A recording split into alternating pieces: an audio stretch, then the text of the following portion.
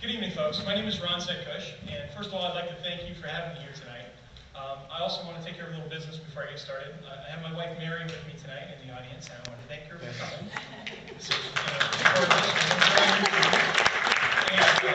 Also, I'd like to thank you folks for what you're doing. I was a member of this group since near the beginning, and decided that as a candidate, I needed to focus on my campaign separately than activism. I felt like you can't be a good activist and candidate at the same time.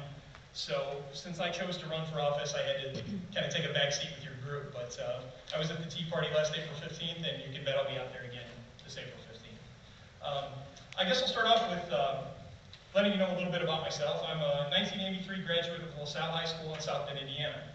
After that, I joined the U.S. Navy and served for 5 years as a hospital corpsman, or I guess as some people say, corpsman. I never heard anyone say that before, really, but it's new. I think it's new. Anyway, for the last 10 years, I've been a small business owner. I have a small IT company, and I take care of computer systems for folks, and that's what I do for a living. My business currently, thanks to the recession, is down to just me. We had 3 employees for a while, but unfortunately, we've had a downturn in business, so I'm hanging in there. Also, a little bit more about me. I coached Little League Baseball in South Bend for 11 years as my 4 boys played there. I really enjoyed that. I miss the kids, their parents not so much, but really do miss the children. I was a CPR instructor while I was in the Navy and spent a lot of time teaching folks CPR, which was a good way to spend some of the 3 years I spent in the Philippines doing that job. So, also I'm a member of the Elkhart Chamber of Commerce and the American Legion. Okay, so then on to why am I running for office? Well, listen, like a lot of you folks, I've spent a lot of time on the internet and watching politics for a while now. I'm an empty nester. My kids have grown and moved on, which gives me more time to do something. And unfortunately, it's get mad about what's going on with our government. And about the same time I joined this group, I made the decision that at that time, about a year ago, that I was going to run for office. To me, sitting in my basement reading things on the internet is just no longer enough. I will never do just that again. You know, I don't know if I'll be successful in my bid to run for office, but no matter what, win or lose, I'm not giving up the fight to fight for what goes on. So obviously I was dissatisfied with the way things are going. Obviously I had a strong desire to get involved. And I realized the need to, at the state level, to defend Indiana's sovereignty. A lot of things are happening at the federal level now, although I'm a state level candidate. There's going to come a time here when I think people of Indiana are going to have to stand up and say, no, we will not do this. This is unconstitutional, and there's a line in the sand. And we're going to need people down in Indianapolis who will do that. And I'm here to tell you that that's what I'm going to do if I get elected.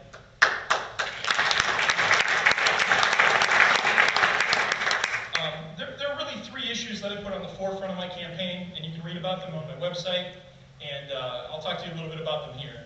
Number 1, I think we've got to find a way to eliminate property tax in Indiana. And the reason for this is very simple. I realize that we need money to run local government. I understand that. But the property tax is an insidious tax, in my opinion, and I believe it to be unconstitutional. I mean, think about it, folks. You could work your whole life, buy a home, and then find yourself destitute at some point in time after you own that home free and clear. And if you can't pay that property tax, what happens? They're going to take it. The government's going to take that from you and sell it. And then, to add insult to injury, what probably happens to those folks? They might end up in government housing, which is on the backs of the taxpayers anyway. So I have a couple of ideas about how to get rid of property tax. And truth be told, I don't know if they're the right ones or not. But I think what I'm going to try to get people down there to understand is we've got to say that this tax is wrong. We've got to find another way to fund the government. I have some ideas. Some of them, obviously the first idea is, you know, can we cut the budget? You know, what is in there that we don't have to tax for? You know, I mean, clearly, obviously, that's the first place we want to attack. If that doesn't work, you know, we may have to look at shifting this tax to a more sales-based type of tax and keep that tax local. If that's not an option, I'd be more than willing to discuss others. Term limits. I'd like to see all of elected officials have term limits in Indiana. Amen. I mean, you know, what's the old saying? Power corrupts. Absolute power corrupts absolutely. I couldn't agree more with that. career politicians, here's my philosophy on that. I don't think there's anything necessarily wrong with being a career politician. But if so, shouldn't you have to move up the chain? I mean, if I do a great job for you as state representative, perhaps then state senator, maybe governor, I don't know. But I mean, just stay there and run that job forever, I don't think is right. If you're doing that great of a job, you should step it up a notch, take it up the chain, and if not, you should step aside and let someone else take over. As far as how long they should be, I don't have the magic answer to that, folks, but I think it's time to start a discussion about what that should be, okay? And I don't believe that if the highest elected office in Indiana, our governor, has a term limit, I don't know why we wouldn't want to look at that for our other politicians. Now, if I'm elected, I'll be one politician, one representative out of 100. I don't know that I can make you that promise that I can go down there and get that through. There are a lot of guys down there that have been there a long time. They may not be willing to listen. But I can guarantee you this, and I promise you this. If I'm elected, I will limit myself to 2 terms. So what I say to you folks is, if you do vote me into office, you better get busy getting ready to find a replacement. Somebody out there is going to have to take over, because I'm doing it 2 times, and that's it. I may seek another position, but I will not continue on in that office. And that's a campaign promise that I do extend to you, and I guarantee you that I will follow it. The last thing that I have on my issues are, I'd like to reduce the government obstacles that are facing small business today. And actually, property tax is one of those. But there are lots of rules and regulations that it takes to get in business today.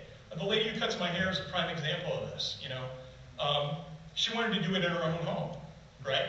So there was a long list of things that she had to do to her house just to be able to cut my hair there.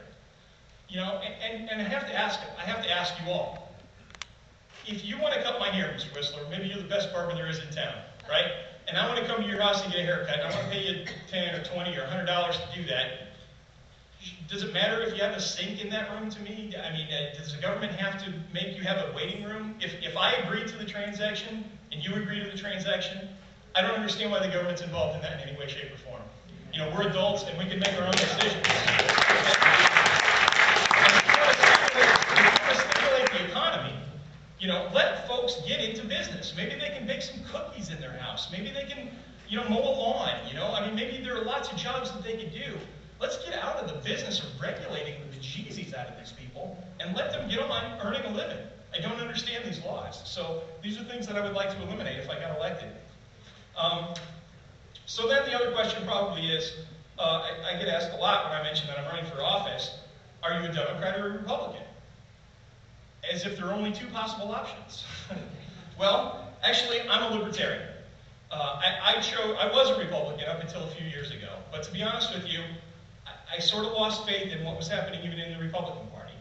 And I went researching other parties to find another place that represented what I felt. I researched all the major parties. I took a look at the Green Party, the Constitution Party, the Libertarian Party.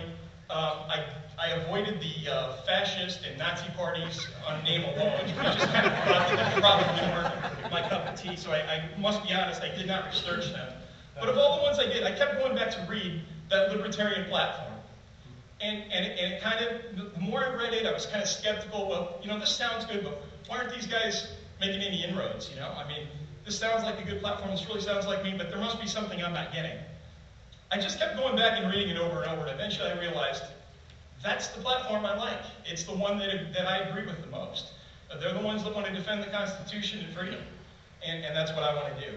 So other folks say to me, Ron, you really want to get elected to office. Why didn't you choose one of the 2 parties that are already there? And I said, well, I'm trying to let folks know that I want to do something a little bit different.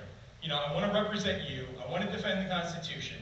And if I felt like the easiest path, no offense to my colleagues here tonight, but to me, the easiest path to get elected is not necessarily the one that's most worthwhile. I mean, if the party itself is not completely on board with what you're doing, I was afraid what would happen if I chose to run that way, and then what kind of pressure would they put on me, or how would it go? And so what I'm trying to send a message out to people is, I don't want to get messed up in that. I want to stay on focus on the things I believe in. I want to defend the Constitution.